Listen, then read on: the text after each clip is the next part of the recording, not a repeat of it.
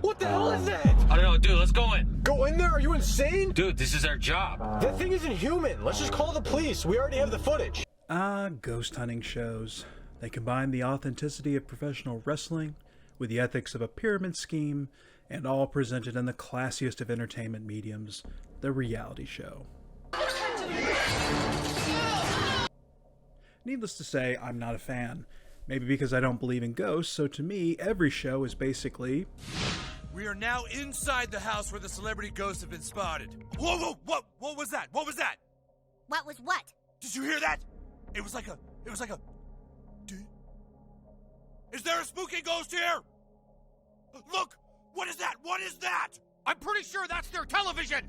Oh man, I am really scared! Enter Grave Encounters, a 2011 Canadian found footage horror film written and directed by Colin Minahan and Stuart Orts, aka the Vicious Brothers.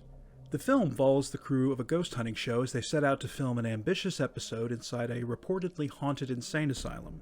Like all found footage horror films, well, if the footage had to be found, then you can pretty much guess things didn't turn out well for the folks behind the cameras. When Grave Encounters' first trailer was released on December 14, 2010, it became a viral sensation. To date, it has racked up 32 million views. At the time, many thought the movie was just a parody of Ghost Adventures due to their shared visual style and storytelling tropes. However, as the Vicious Brothers pointed out, all these ghost hunting shows really do just follow the same formula. As a film, Grave Encounters is nothing groundbreaking. The story is one that we have seen countless times before. Skeptics don't believe in the supernatural, and the supernatural decides to educate them because for some reason, ghosts and demons take that sort of thing very personally. However, Grave Encounters does a few things differently, which makes it better than most of this genre. Most notably, the main characters and how the story revolves around the role of belief and perception in fear. In this episode of Cinemind, we will be exploring the film Grave Encounters, and by extension, ghosts and ghost hunting. What are some of the non-supernatural explanations for why people believe in the paranormal? How does the biology of perception and the cognition of belief play a role in how we see the living world? And the quote-unquote dead? Well, dust off your EVP recorders and your EMF detectors, and then put them right back in the drawer where you found them, because we're going to be looking at the world's best and worst device for detecting ghosts: your mind.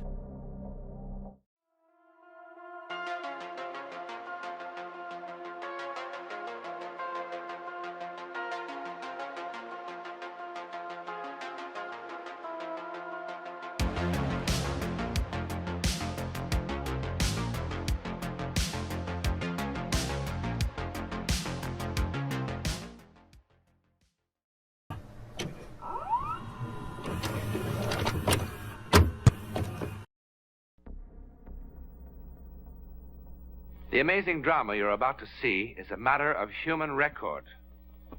You may believe it or not. But the real people who lived this story, they believe it. They know.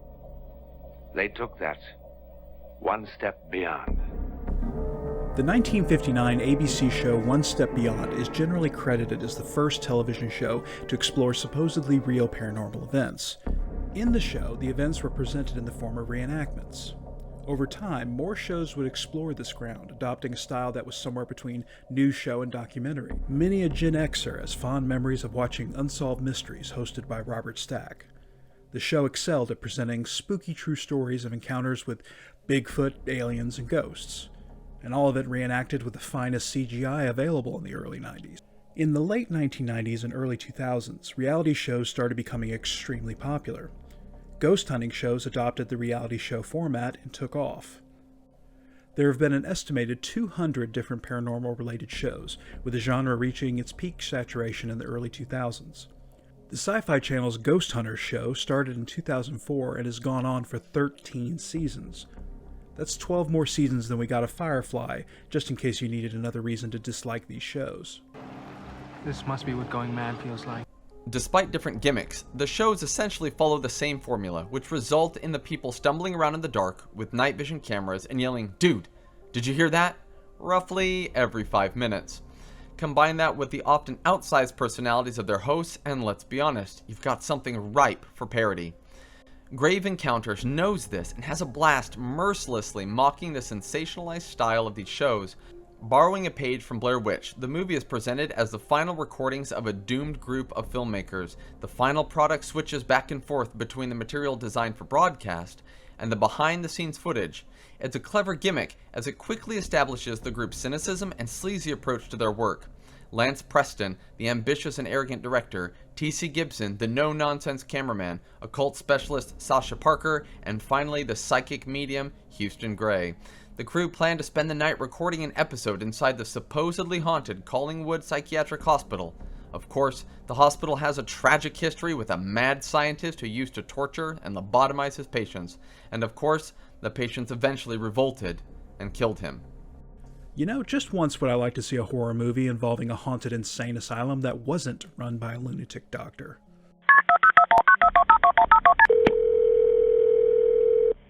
"911, what's your emergency?" This abandoned place is haunted, man. People are dying. What place is that, sir? It's Collingwood Psychiatric Hospital. Oh, yeah. That place is definitely haunted. Ghosts are always killing people who go inside. Okay. Well, first of all, maybe put a sign outside to warn people. Second, are those the ghosts of patients who were like abused and killed by their lunatic doctors? What? No, the medical staff were quite nice people. So why are the ghosts killing people? Because ghosts are We see the crew at work, setting up their equipment and interviewing the hospital warden about the history of the site. One of the first slyly funny bits in the film happens here. The group gets a modern-day Dante's Inferno-style warning, and the response is to debate over whether it's too cheesy to use in the episode. I don't even think we should use this. It's too Looks corny. pretty cheesy, dude. It's very cheesy. With slow motion, music behind it, everything's creepy. Not surprisingly, their focus is only on producing a good episode of television as opposed to actual investigation of the paranormal. She died right in here. She slit her wrists in the bathtub. Her spirit is still with us. Cut it. Okay, was that too much? No. Come on. In what is easily the funniest bit in the film, we see Lance trying to get a good ghost story out of a groundskeeper. I'm standing here with the resident gardener, Javier Ortega. Javier, have you ever noticed anything strange around the building? No, not really. What do you mean? When the man reveals he's new to the job and hasn't witnessed anything, Lance bribes him to make up a story. I'm standing here with the resident gardener, Javier Ortega. Javier, have you ever seen anything strange in the past 10 years of working here? Yeah, I saw a ghost over here. It was really scary. We also get one of the most critical scenes in the film. In a quiet moment, Sasha approaches Lance on the camera and teases him about his lack of interest in the paranormal. Do you think we're actually going to see some ghosts this time? Oh yeah, hundreds of them, I'm sure. Wow, maybe try to sound a little less skeptical. I mean, it would be great, but if we don't, then, you know, whatever. We just want to make sure we can get some good scares, so. What is interesting here is that Lance is not a con artist. He appears to have at one time even believed in the existence of ghosts, but the lack of evidence has left him cynical. Now it's all about the show. It's time to talk beliefs. As the old proverb goes, seeing is believing. If we see something for ourselves, then we believe it to exist or be true. After all, we did see it. Didn't we? Let's look at a few real-life examples. Before it became the infamous Amityville Horror House, 108 Ocean Avenue was the location of a horrific site of 6 real-life murders on the night of November 13th, 1974. 2 years after the murder, a group of paranormal investigators were invited to conduct an investigation into the reportedly haunted home. An automatic camera was set up to take infrared pictures on the second-floor landing. This infamous picture was taken by the camera and has been known as the Ghost Boy photo. Some have claimed that this boy is one of the 2 DeFeo brothers who were killed by Ronald DeFeo that fateful night. We hear about all the stories of bizarre events happening inside the house. We know that people died here. Then we see this image captured inside the home. Surely there is no other explanation than that this is a ghost captured on film. In this second example, we take a look at a viral video. You may have seen this video going around. It is sometimes said to be the screams of a woman who was murdered outside of this motel.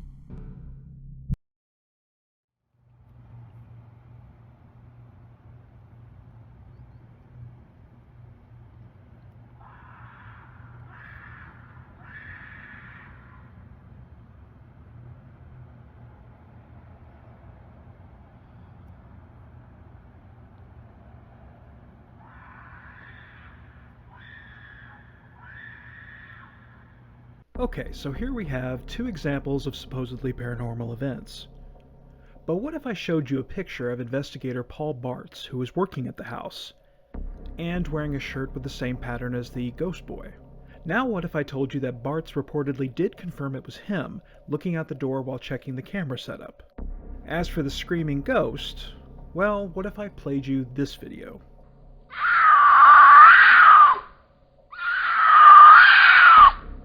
For those of us who are skeptical of ghosts and the paranormal, it's tempting to look at examples such as these and pat ourselves in the back for not being gullible to believe in such things as ghosts. Surely the skeptical mind is not so easily fooled. Well, no. Skeptic or believer, the brain is a machine that can be fooled very easily. But that's not always a bad thing. Let's get this out of the way. Our brains are wired for efficiency, not accuracy. They have evolved to get stuff done as quickly as possible and to preserve energy. There are two general processes involved in sensation and perception: top-down and bottom-up. Top-down processing is perception that is driven by cognition. Our brains are wired to fill in the blanks so that we can anticipate what will happen next. However, this sort of perception is heavily influenced by our expectations and prior knowledge. To put it simply, top-down processing is about getting from perception to meaning as quickly and as efficiently as possible. This has both positives as well as negatives. For the advantages, consider the sheer amount of information around us. It's staggering. To be able to process it all in its entirety all the time would be paralyzing.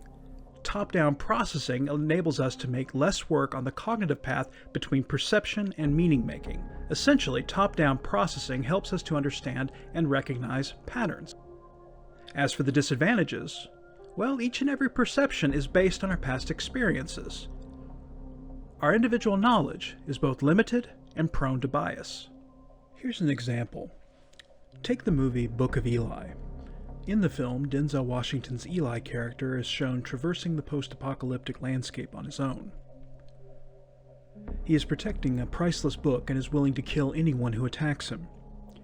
He is shown to be an extremely capable fighter. Then, at the end of the film, we get the big reveal. Eli is blind. The book he has been carrying is a Bible written in Braille. Now, why does this reveal work? Well, we assume that someone capable of advanced sword fighting is someone who must be able to see. Even though the film does have many clues that he is sight impaired. He bumps into things he should have noticed if he could have seen. He uses his hands to feel out items and figure out how they work. He even has to try different functions to figure out a device needs recharging, even though it would have a low battery indicator flashing on the screen. Even though we saw these clues, our perception of him had been influenced by our expectations and prior knowledge. So how does this apply to grave encounters in particular? Remember that our intrepid ghost hunting team has gotten quite jaded about the idea of encountering the paranormal, so their expectations are set to the ideas of cause and effect as it works in the mundane world. And even if we assume that grave encounters exist in a world where there are other ghost shows, it is probably safe to assume that none of them have any prior knowledge of the supernatural. When the first unusual things begin to happen, both Lance and TC immediately assume these events are occurring due to natural causes. These supernatural things are very minor at first, and it is easy enough for Lance and TC's beliefs in the non-existence of the paranormal to lead their perceptions. But why? This is in part because the brain practices something called selective attention, picking certain things to make you aware of based off prior experiences and ignoring the rest. Think about this scene. Monsters aren't real, baby. They aren't real. And even if they were real, they wouldn't want to come to our house because you know Daddy will take care of them for you. Tell Mommy I gave you permission to lay in bed with her tonight. TC doesn't notice the wheelchair, even though it happened right next to him. This is very reminiscent of a real psychology experiment popularly known as the attention test. You've probably seen the attention test, where a viewer watches people pass balls back and forth to each other and is asked to count how many times the people wearing a certain color shirt pass the ball and ignore the people wearing a different colored shirt and their ball passing. Most people become so engrossed in the careful counting process that they miss a person in a gorilla suit walking right into the middle of the group and then walking off the camera. It is literally blocked out of their minds, even though their eyes did in fact send the visual information of the gorilla to the brain. Once you know there is going to be a gorilla, you won't miss it again, as your knowledge and expectations are now different. In the film, it is telling in that they only begin to start considering paranormal events only after they are able to see the playback of the camera. Oh, man. Okay, that's freaky. Okay. Yeah. I accept your apologies. I accept your apologies. Maybe it says something about us that if we hear someone describe an extraordinary claim, we need to see it for ourselves. Pics or didn't happen. But you ever notice how we question everybody else's perceptions, but never our own?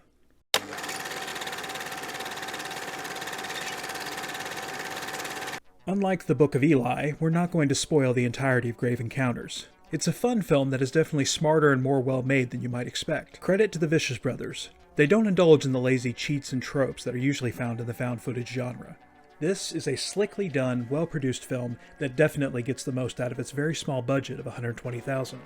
The cast is great, but Sean Rogerson steals the show as Lance Preston. This is the kind of character who could have easily become a one-dimensional cliché, but he actually makes Preston a fairly sympathetic character. The premise of the skeptical ghost hunters getting more than they bargained for is slowly becoming its own subgenre. 2018's Dead Detectives is basically the same story as Grave Encounters, but with a much bigger focus on the comedy. 2016's Ghost Team has a great cast and, well, that's pretty much it. Even Terry Gilliam did his own spin on the story with 2005's The Brothers Grimm. It's not his best work, but I still think it's really underrated. And finally, there's 2007's Death of a Ghost Hunter. It exists. As for Grave Encounters 2, well, we might save that for another video. It's nowhere near as good as the first one, and it was savaged by both critics and audiences. Frankly, I think it's a movie with some great ideas, but a very questionable execution. If any of the footage or the story sounds interesting to you, I definitely recommend checking it out. All right, everyone, if you're ready, it's time to have some Grave Encounters. From all of us at Cinemind, thank you for watching, and if you liked what you saw and want to see more, make sure to comment and subscribe. I'm Chase O'Gwyn. Ron, you have any last words for this episode? We have some big plans for future episodes. Coming up next, we'll be looking at the psychology of conspiracy theories, the nature of dreaming, and the history of parapsychology. But if there's a topic you would like to see covered on the show, please comment down below. Stay safe out there, and remember, ghosts are